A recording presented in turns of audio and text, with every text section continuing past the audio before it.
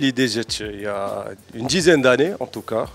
J'ai l'idée, on voulait ouvrir un endroit qui était à la fois un café ouvert au grand public et à la fois un centre culturel, donc avec des rencontres, avec des programmes, avec des livres partout.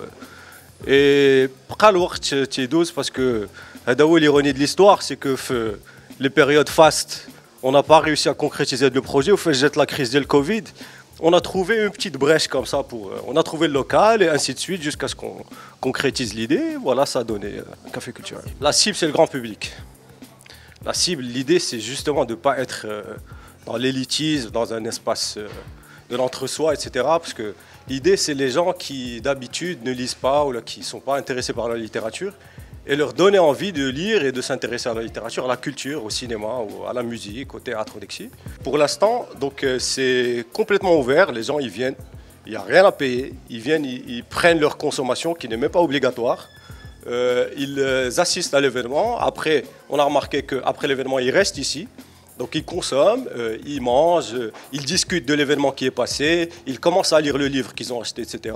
Donc voilà, et la carte de fidélité, elle va justement donner accès à certains événements qui sont réservés aux membres et qui sont payants.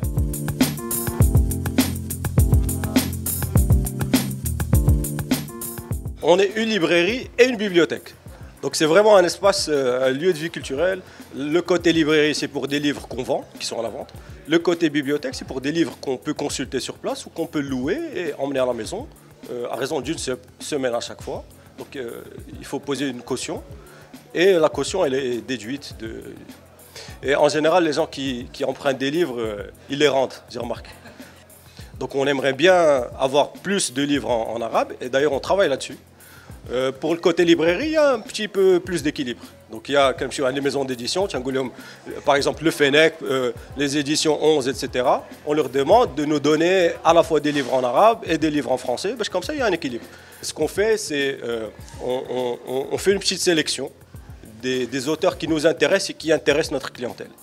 Et on obtient les livres d'Yalom et on les lit. On a un comité de lecture à l'intérieur. On lit les livres et on décide si ça rentre dans la composition qu'on veut pas, parce qu'on veut pas être spécialisé que dans un certain genre de littérature. Là. On veut que ça soit vraiment éclectique.